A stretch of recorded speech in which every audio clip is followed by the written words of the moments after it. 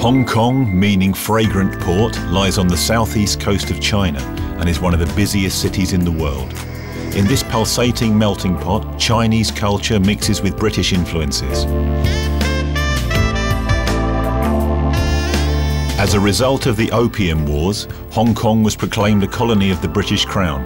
At that time, it consisted of only several small fishing villages. After World War II, Hong Kong experienced an enormous economic boom. Before it was returned to China on the 1st of July 1997, it had developed into a thriving metropolis. After the British withdrew, Hong Kong changed only a little. Now it is a special administrative unit. The borders with China are still closed, and apart from Cantonese, English is also the official language. Due to the density of population of about 5,300 people per square kilometre, the city is one of the most densely populated areas of the planet. 7 million people live here.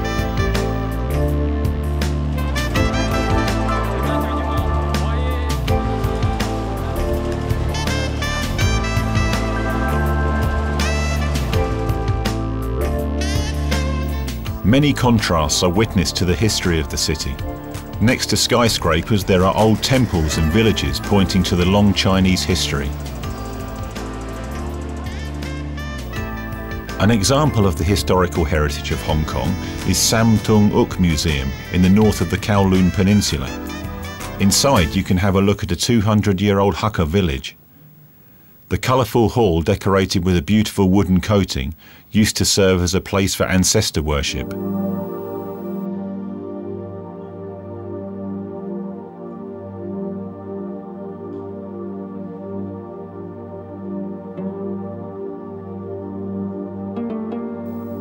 The old room shows the simple life of the original Hong Kong.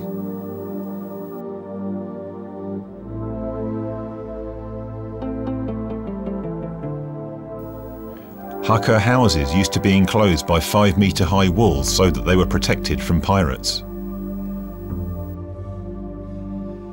The Hall of Ancestors, Liu Man Shek Tong, built in 1751 by the Liu clan, is one of 600 temples in Hong Kong.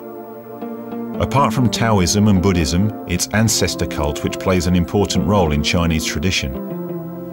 People believe that souls of the dead can influence the fate of those living through offerings and prayers.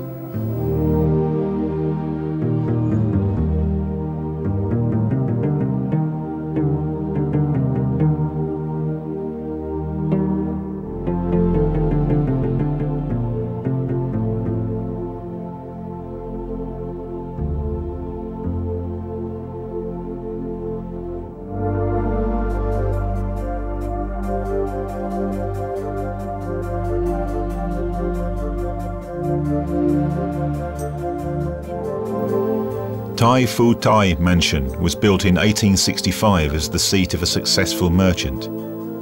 The splendid interior of the building is among others decorated with beautiful wood carvings. Chinese and Western motifs are elegantly mixed here.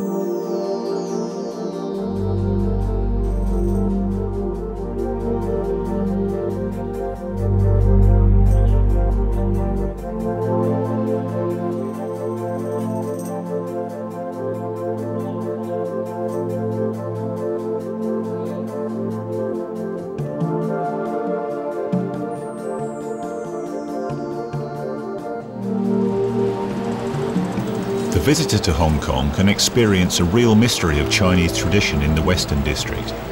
You don't have to be ill to drop in for a while into a Chinese pharmacy.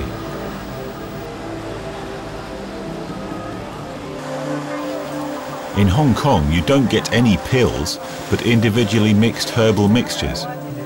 Apart from the pharmacist, it's also a doctor who understands all risks and side effects of the drugs. He sees his patients directly next to the pharmacy and is great in understanding Chinese medicine. In general, Chinese medicine is based on establishing balance between yin and yang. If these life forces are imbalanced in a body, then an inner universe is disturbed and a person falls ill. Specific symptoms like a too high or too low temperature are plain signs of this imbalance between yin and yang. To renew the balance, the pharmacist makes a medicine for healing tea according to the doctor's prescription. Such a prescription usually consists of up to 20 herbs, but also of exotic ingredients like deer antlers, snake gall, dried fish, or even seahorses.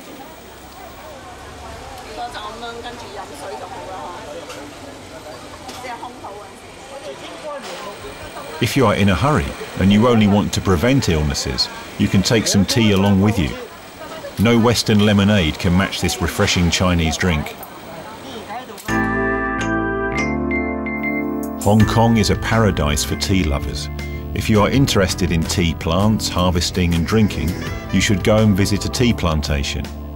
In Yabok Tea Garden in Fanling, you can take part in a tea ceremony and thus learn how to make Chinese tea properly.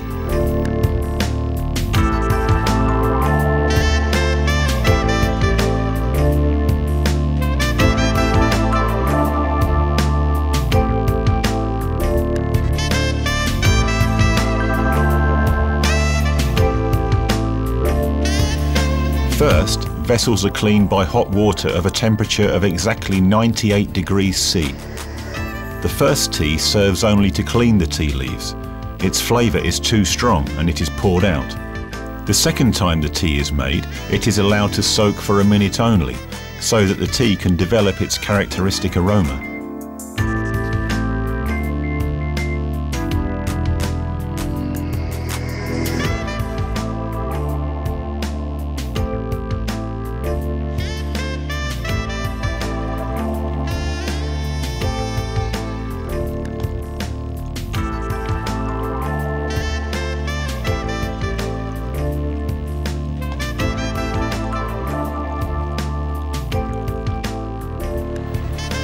Another tradition that gains more and more supporters in the West is the art of Feng Shui.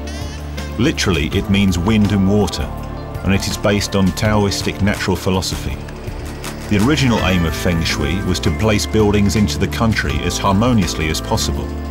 The best thing is, if there is a mountain behind protecting the house, and the front faces towards south and water.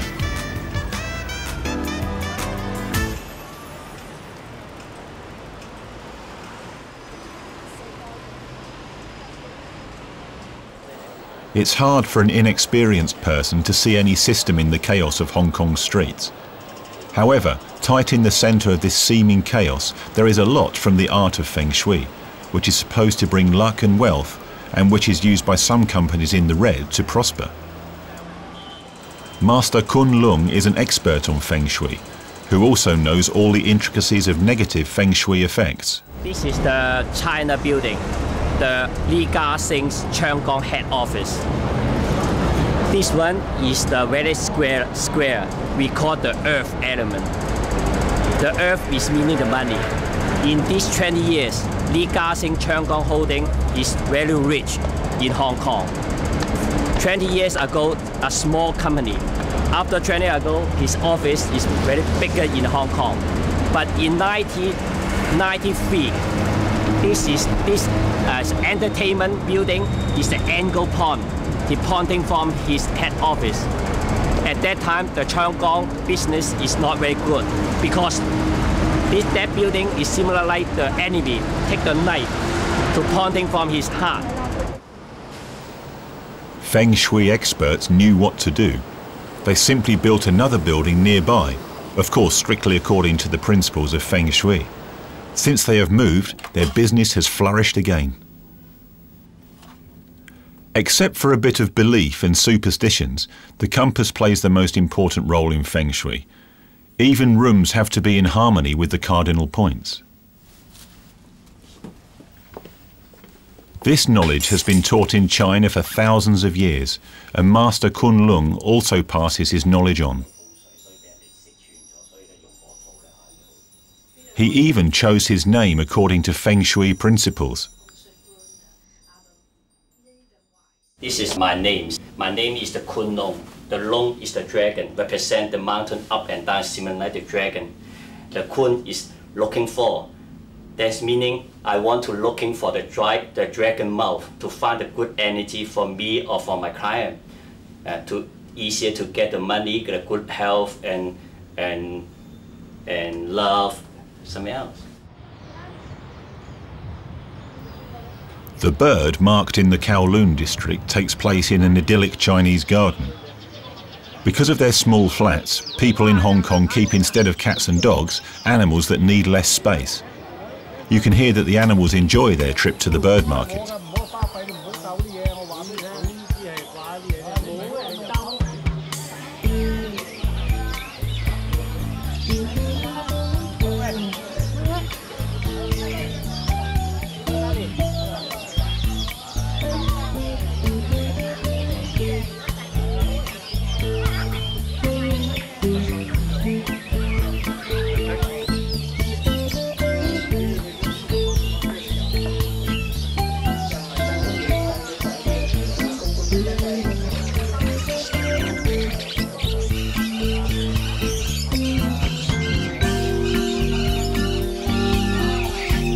At the market, there are not only exotic birds of all colours and shapes, but also all kinds of equipment, including food for small animals.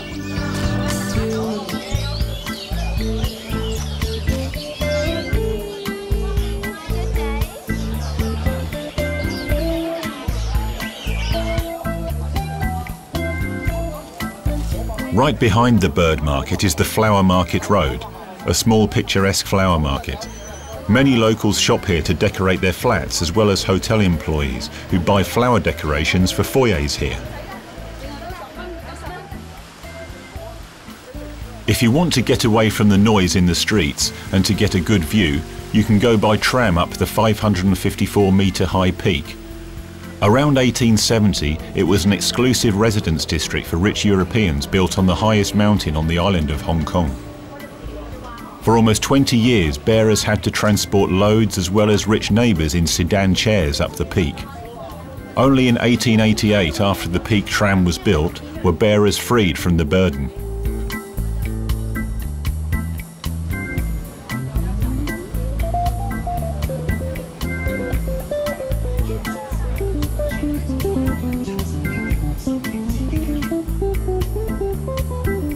Today, the tower on the peak offers a grand view of Hong Kong's skyline, which changes into a sea of coloured glittering lights at night.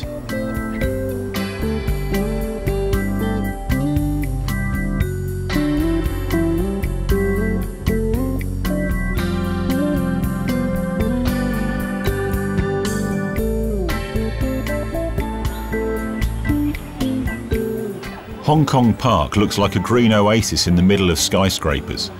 Originally there were barracks here, but not long ago the area was rebuilt into an idyllic park.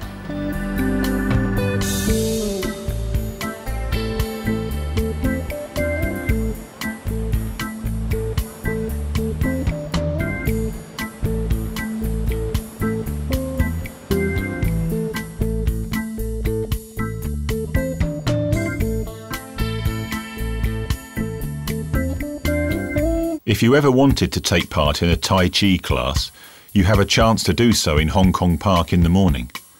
This elegant art of body control is presented here by true masters. The Chinese shadow boxing, Tai Chi, combines thinking and acting. Central for exercises are continuous movements based on elements of fighting animals. Avoiding disruptive movements should help you to connect control and balance. Everything is based on Taoistic belief in the balance of cosmic energy.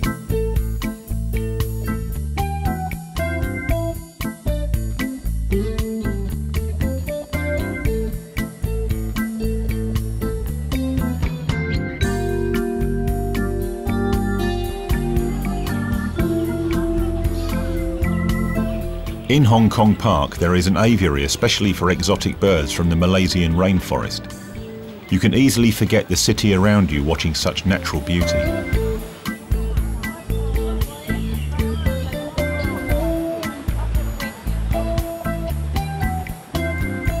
The richness of plant and animal species attracts entire school classes who come here and really enjoy classes outdoors.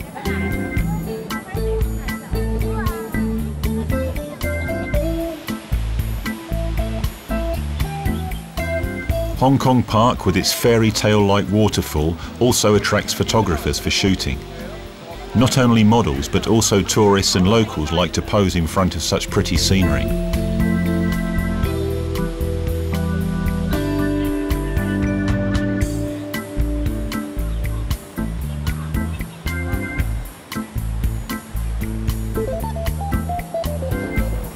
Everyday life in Hong Kong is profoundly influenced by religion. There are more than 600 temples dedicated to the three main religions: Buddhism, Taoism and Confucianism. Wong Tai Sin Temple encompasses all three of them under one roof. Inhabitants of Hong Kong bring small offerings like oranges to the herdsman and fortune teller Wong Tai Sin. That's the way to ask him for healing, as well as for a good prophecy.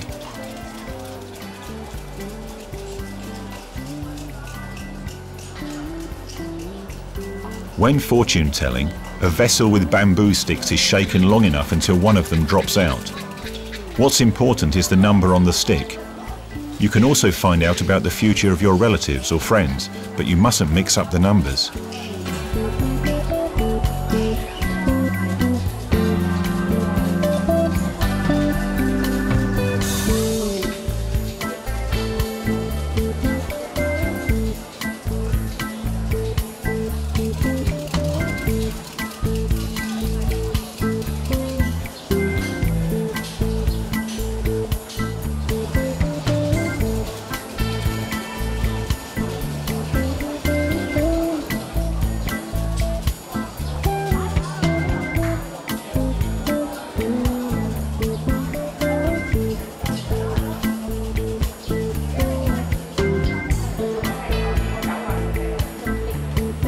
If you ask all your questions and find out respective numbers, you need someone to interpret your fortune. In the Street of Fortune Tellers you can get answers, for example, at Embark, who learnt to interpret the future from his father, and besides that he can also read palms. You take a stick, looking what is the number, and from 1 to 100. Any question about career, health, family, love, children, anything, can ask. And pick the number, looking what is inside. So I can tell you what is the answer from this year.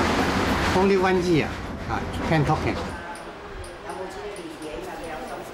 You have to come back next year at the latest, or preferably sooner, because new questions and problems arise. If you are interested in dolphin watching, you can take part in an organised tour. You go by boat through the waters of Hong Kong. The marine parks Lung Kwu Chau and Sha Chau have been set up to protect endangered dolphins. The area covers about 12 kilometres squared, and there are some activities, like overfishing and some water sports, strictly prohibited. As you are happily cradled by water, you have a unique chance to observe the rare white dolphins from very close proximity. Because of their thin skin, they often glimmer pink. That's why they are also called pink dolphins.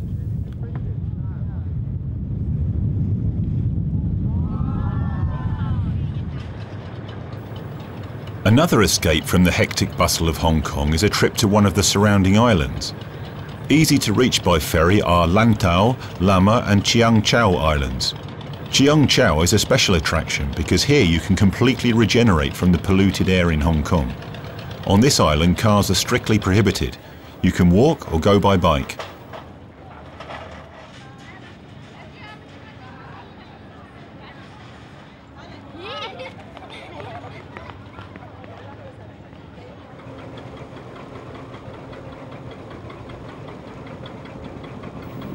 The port with many fishing boats seems especially charming.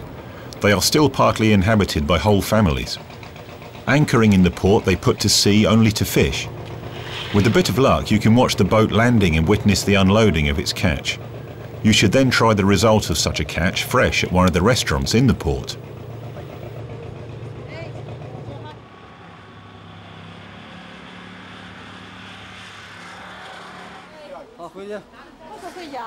In the southern part of Hong Kong Island, in the Repulse Bay, is probably the most colourfully decorated of Hong Kong's temples. Together the gods Kwun Yum and Tin Hau, patrons of fishermen and sailors, guard the bay, which entices you to come and play some sports.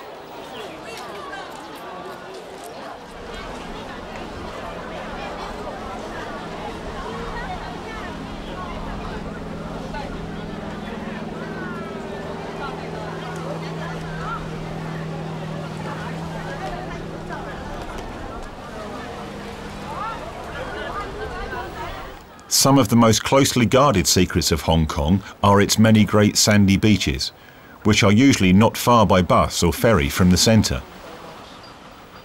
Nowhere else is it so safe to go and have a swim as here on the beach at Repulse Bay. Apart from the two divine patrons, people in the water are also watched by a whole team of rescue workers. Nevertheless, you should reconsider jumping into the cold and dirty water and rather bathe in the sun instead. In some restaurants you can try specialities of Cantonese cuisine. Dim suns are thin pieces of dough that have different fillings and which are formed into dumplings and eventually stewed.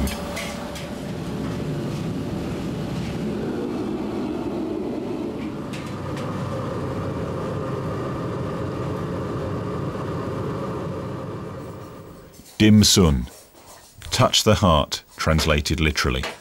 The most popular fillings are, for example, with a pork or salmon mixture.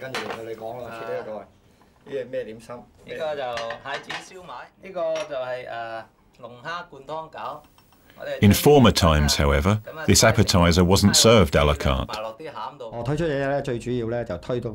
Previously, waiters brought a serving cart with an oven to the table. On the cart there were different kinds of dim sums. Guests could lift the lids and choose their favourite dim sums.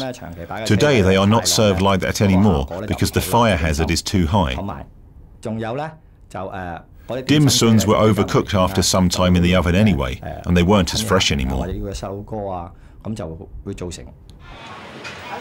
A secret tip for those who like adventure and seek a rather different kind of culinary experience brings you about 15 kilometres from the centre of Hong Kong to the market in the fishing village Sai Kung. A speciality of this fish market is that you can order your dinner right from the tank onto your plate. It isn't easy to order because of the wide choice of exotic fish and seafood like sea cucumbers, rare clams or sea urchins.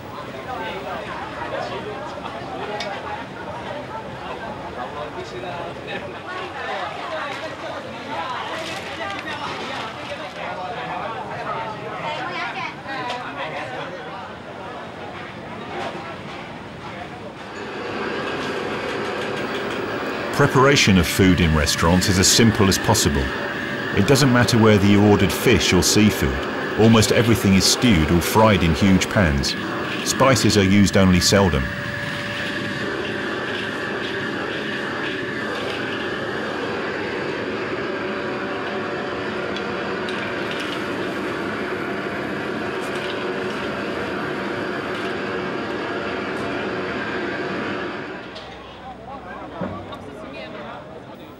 Side dishes are then usually noodles. Evidence of quality of food here is the fact that the Chinese themselves like to eat here. Of course you eat with chopsticks, and with food you usually drink tea or good Chinese beer.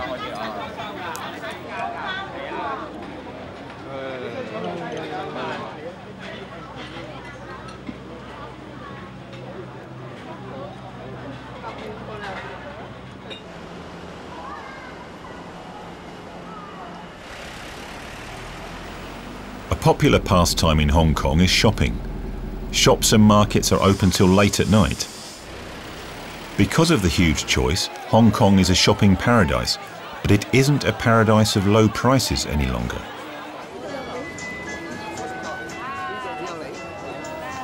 At markets like Temple Street Night Market, the main motto is to trade. Watches, sunglasses, toys, different junk or even high-tech electronics. If you bargain, you can make a good deal.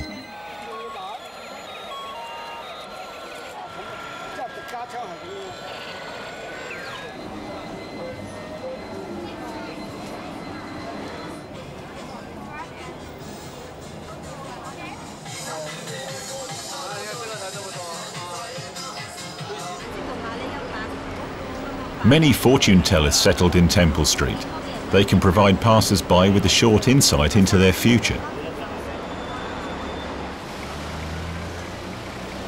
When financial and business districts slowly close in the evening, other parts of the town are just waking up.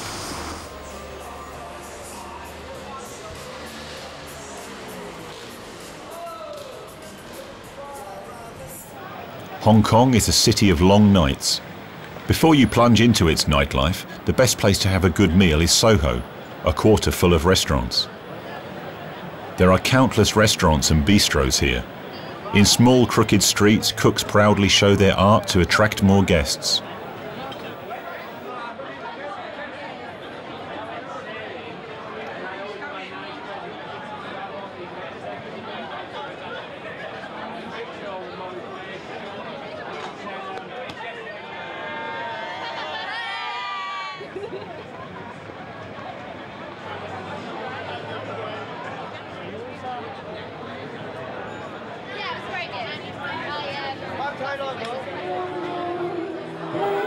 Popular destinations for night owls are, for example, countless discos where you can sing karaoke. Karaoke is entertainment #1 in Hong Kong. Talent is of no importance. If you want to, you sing. To see and to be seen, that's important here. At a party, the Chinese are in no way behind Europeans. Discos are equipped with expensive effects. People dance not only to Chinese pop, but also to Western rhythms till late in the morning, until they are totally exhausted. From Soho, it's only a stone's throw to the pub quarter Lam Kwai Fong. In 1984, a special club moved here into a colonial building from the 19th century. The French Club is a facility for young artists in Hong Kong, as well as for night owls.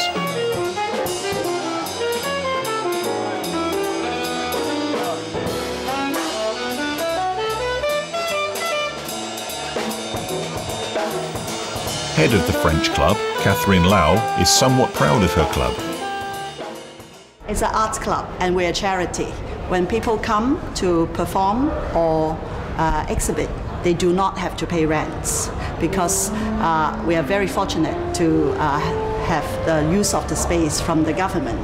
Yeah, so in turn, we facilitate the exhibitions and the performances.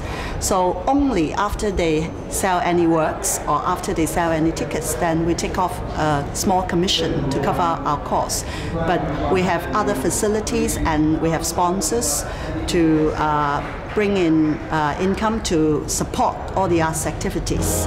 And we are over 90% self-sufficient. Apart from the pleasant terrace on the roof, the French restaurant and bar, the club offers mainly galleries, theatres and lecture halls. As a stage for young artists, the French club has already helped some of them to break through. For all other people, the club is simply a popular place to start an evening.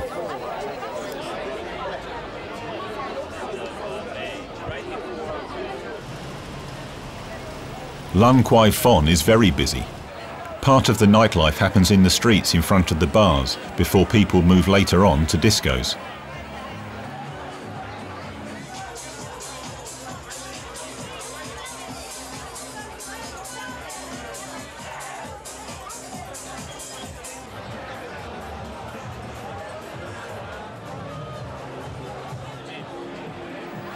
Here you can see again that when it comes to entertainment, the Chinese can very well match the West.